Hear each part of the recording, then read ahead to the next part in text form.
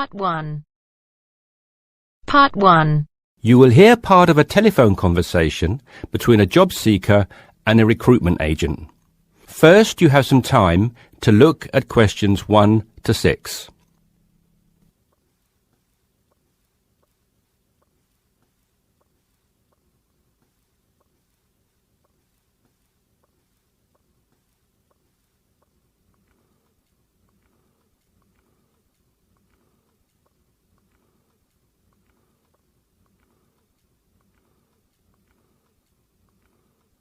You should answer the questions as you listen because you will not hear the recording a second time.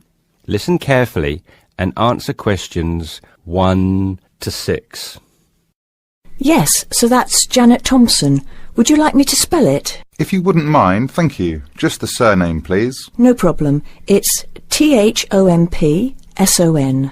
Great. Now, Janet, before we go through the openings I have here in front of me, might I just take a few more details to complete your profile on my system? Of course. What would you like to know? Well, let's start with your email address, please. OK, janthompson@hort.net. I see. Is that Jan as in Jan? No, that wasn't available. I had to make do with Jann. Here, let me spell it for you again, just to be sure. JANNTHOMPSON@hort.net. Much obliged. And could I ask, do you have your referee details to hand? Yes, what do you need? I need one work reference and one character reference from a friend or colleague.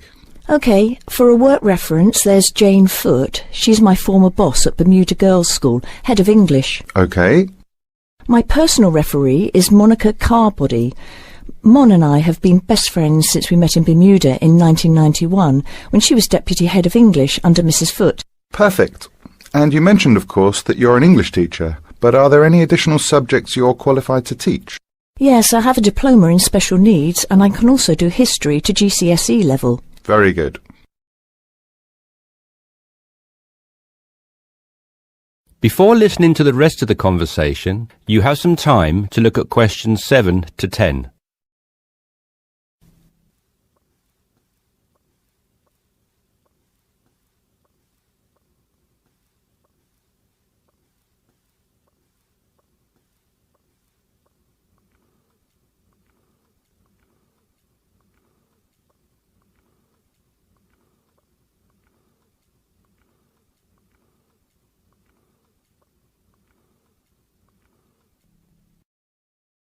Now listen and answer questions 7 to 10.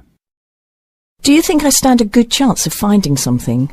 Oh, better than good. In fact, we have some positions we can offer you today. You see, it's not so difficult to find a temporary role. Tell you the truth, there are plenty of them around, but getting a permanent position will prove a little more trying, though. Would you be prepared to take up a position short-term? Of course, anything that pays. Excellent. Well, there are 3 positions that I can offer you right now. The first is a teacher of English in LaSalle School. I'm sure you know it, right in the city centre. Yes, near where I live, actually. Even better.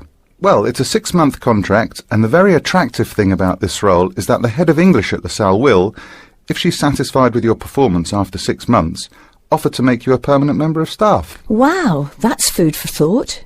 It certainly is, bearing in mind what I said before about how hard it is to find a permanent role. The second position I have to offer you is in a school near Chelsea. It's called the Chelsea Free School. Are you familiar? I can't say that I've heard of it. Well, this contract is for 1 year, which is a lot better, looking at it from a short-term job security perspective, than the first role I mentioned. But you also have to realise that you are a temporary replacement for a female teacher who has taken maternity leave. There is no prospect of the position being made permanent. I see. I have one other vacancy at the minute, though I doubt you'll find it quite so appealing. It's situated in rural Cambridgeshire. I'll spell that just in case you want to take it down. CAMBRIDGESHIRE.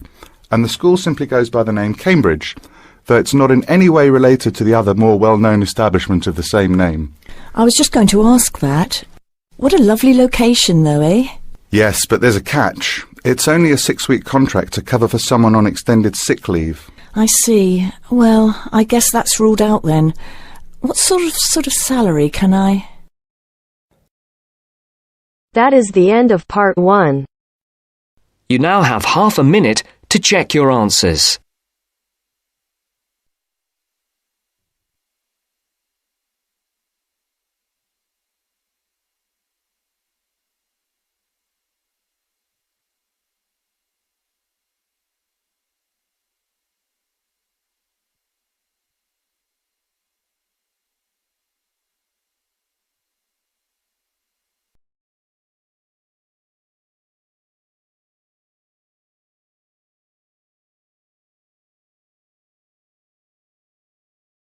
Now turns to part 2. Part 2. First, you have some time to look at questions 11 to 15.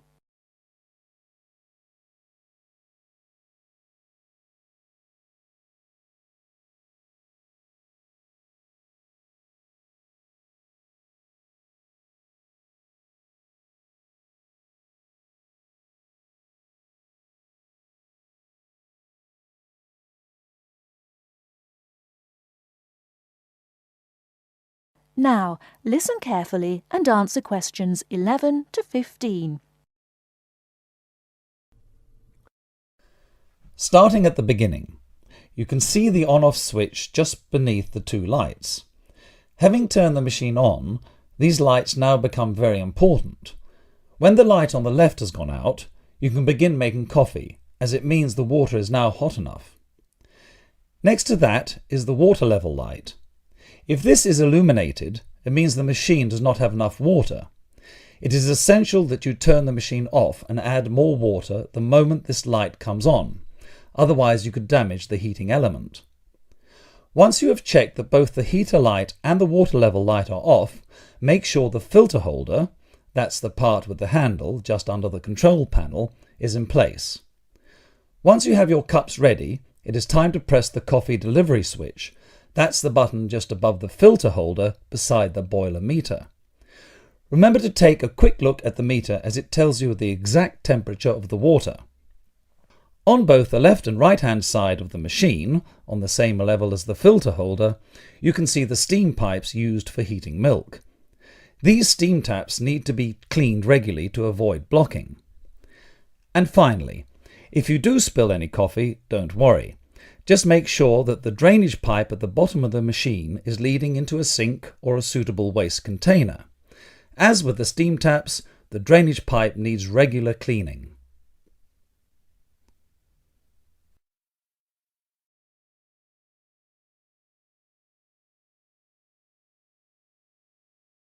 Before you hear the rest of the talk, you have some time to look at questions 16 to 20.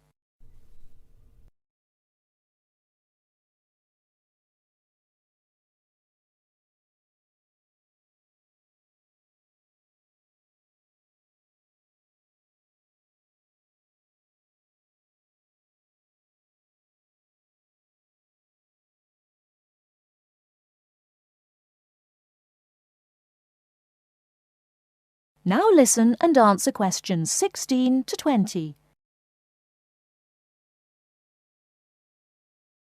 First and most importantly, I'll tell you where you should go from tomorrow for your lectures and classes.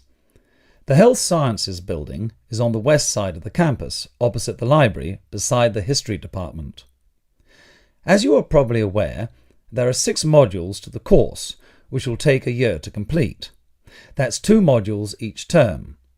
In the first module of this term, you will be looking at current laws with regard to health and safety in the workplace. Don't forget that as you progress through the course, you should be building your thesis. This will need to be completed by the end of the year.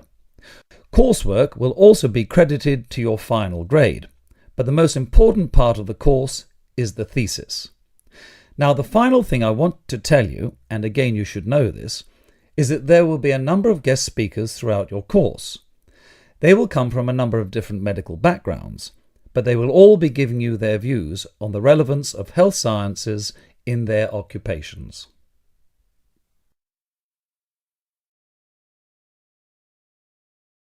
That is the end of part 2. You now have half a minute to check your answers.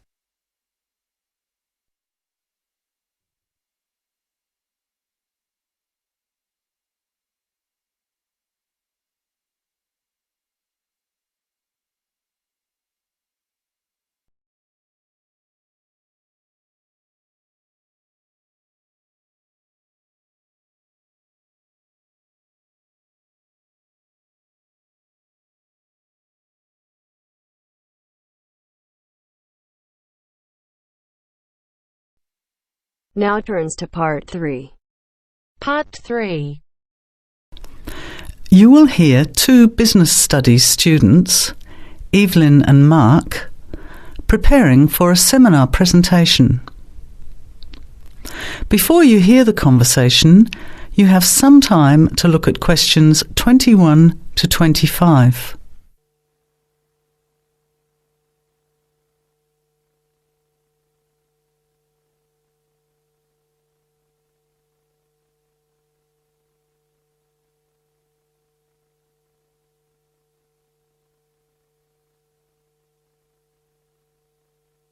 Well, I think the marketing of food would be a good topic. I read a very interesting article the other day about the Canadian food market. I suppose everybody's interested in food, even if it's trying not to eat. Why Canada? I know that's where you come from, but isn't it just all North America, really? No, that's why I thought this article was interesting. Although lots of US companies are well established in Canada, and vice versa, there are still subtle differences between the two markets. It says here, the Canadian market is definitely not a northern clone of the US. I like that. And it says that if you understand these differences, it can have a big impact on successful food marketing. So I know that Canada has a big French-speaking population in Quebec. Is this what they're referring to? Not only French and English speakers, there are many different ethnic groups in Canada. It's really quite multicultural. For example, Toronto has large Asian and Italian populations, and Vancouver's got a large Asian population too. And because Canada's population is small, these groups make quite an impact, introducing new styles of cooking. So you can see lots of unfamiliar vegetables and things in the markets, and new restaurants are opening every day. It's great if you love trying out new foods, as many people do. Which kinds of food are becoming popular? Well, some Asian food, I'd say, has been popular for quite a while, like Chinese. But now, Southeast Asian restaurants are becoming very fashionable. Then there's Mediterranean, of course, such as Greek, Italian, and so on. But Caribbean and Mexican food is really taking off among young people these days. So are the supermarkets starting to stock the ingredients that are needed to prepare these foods at home? You know, all those unusual condiments and sauces. Yes, that's right. It's quite interesting going to the supermarket, isn't it? And noticing how they're introducing sections for foods of different nationalities. You can buy quite exotic products locally these days. The article mentioned that 80% of the Canadian retail market is controlled by 8 major national supermarket chains, so that when they introduce changes, they can happen quite rapidly. Okay, well, how are we going to organise this seminar then? I made some notes on the trends in the Canadian market, about changing tastes, and also patterns for where food is consumed. I thought maybe we could summarize it into a chart or table, and maybe use the overhead projector to present it. Good idea. Maybe I could have a look for similar trends and tastes in Australia and the UK for comparison. Let's have a look at what you found. Before the conversation continues, you have some time to look at questions 26 to 30.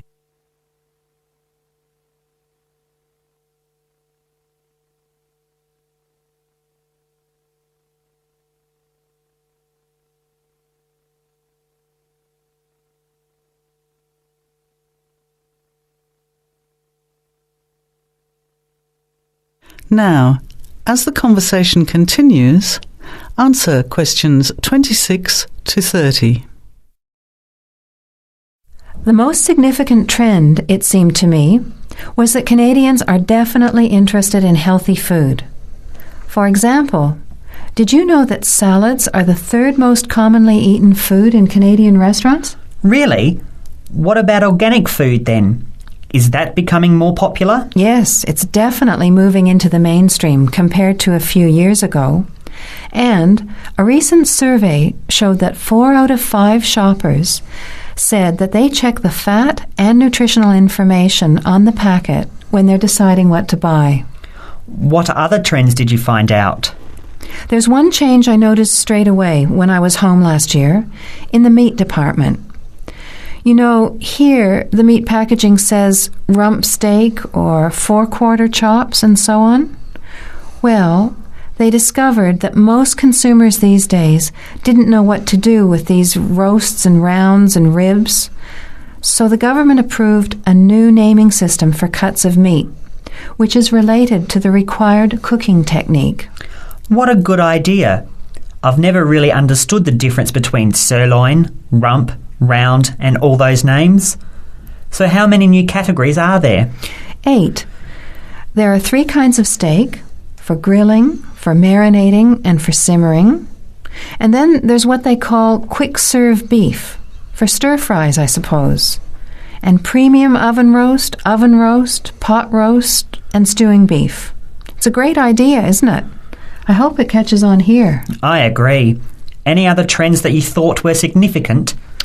Well, what's really interesting is what the article called mobile meals. In other words, more and more Canadians are eating meals away from home, but not just eating more junk food. They're projecting a 40% increase in snack food sales over the next 3 years, and the growth is coming from healthy snacks. You know, the ones that have less cholesterol and fat, such as muesli bars, health food bars, and those types of products. Apparently, in the food marketing jargon, they're called nutritious portable foods, which means healthy snacks. The other major trend is that young people are doing more of the food shopping these days, so marketing has to be aimed more at them, as well as more conventionally at the mother. Thanks, Evelyn. I think we'll have an interesting discussion about these trends and the comparisons with other English-speaking countries.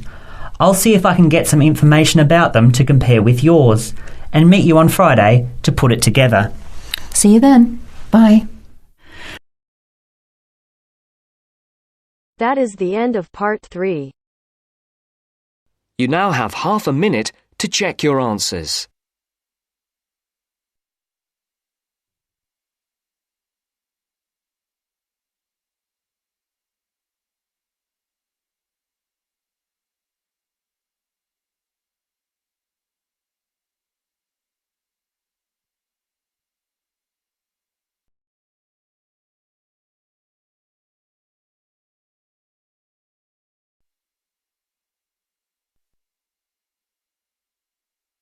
Now turns to part 4. Part 4. You will hear a talk on seasonal affective disorder. First, you have some time to look at questions 31 to 40.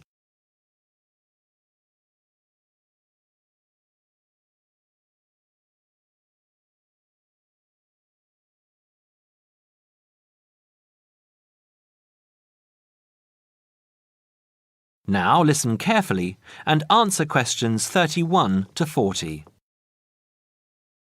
In the past few years, a new condition has been identified and given a name, SAD, short for Seasonal Affective Disorder. This is now recognized as a distinct kind of clinical depression, where people become depressed at the onset of winter, accompanied by a craving for sweet things, causing weight gain. Each spring and summer would then bring on almost maniacal highs and feelings of boundless energy and happiness. Experiments to combat this depression showed that increased exposure to bright light in humans could suppress their production of a darkness-related hormone called melatonin. The light needed to induce this change was about 2,000 lux, or about 4 times brighter than ordinary household lighting. It was then calculated that if bright light could suppress melatonin secretion, then it might have other effects on the brain, including the reversal of symptoms of depression. While melatonin's precise role in SAD has not been pinned down, the theory led to effective treatment. Not surprisingly, SAD affects more people where winter nights are longer and days shorter. In the UK, an estimated 500,000 adults develop full-blown SAD in winter, and twice this number suffer the milder condition called subsyndromal SAD. About 80% of sufferers improve when given light therapy, and improvement usually comes within 2 to 4 days. Scientists are still unsure why winter depression happens, but more than a decade of research has turned up some surprising findings. Nearly 80% of SAD victims are women. Researchers are uncertain why this is so. SAD can affect people at any age, but typically it begins around the age of 20 and becomes less common between 40 and 50. SAD is comparatively rare in children and adolescents, but so far researchers have been unable to come up with a logical reason for this. As many as half of SAD sufferers have at least one family member with depressive illness, suggesting that the depression has a genetic component. Some patients experience shifts in their body clocks when they're depressed in winter.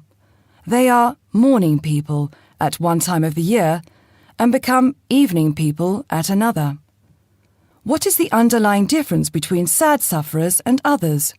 A clue can be found in carbohydrate craving, a common symptom. People often become obsessed with chocolate, for example. Carbohydrates alter brain chemistry by increasing the level of a soothing chemical called serotonin, a neurotransmitter that carries signals between brain cells. SAD sufferers crave carbohydrates because they may need serotonin to lift their mood. This craving can be intense, in fact, an addiction. It may be that the serotonin system of the brain has problems regulating itself during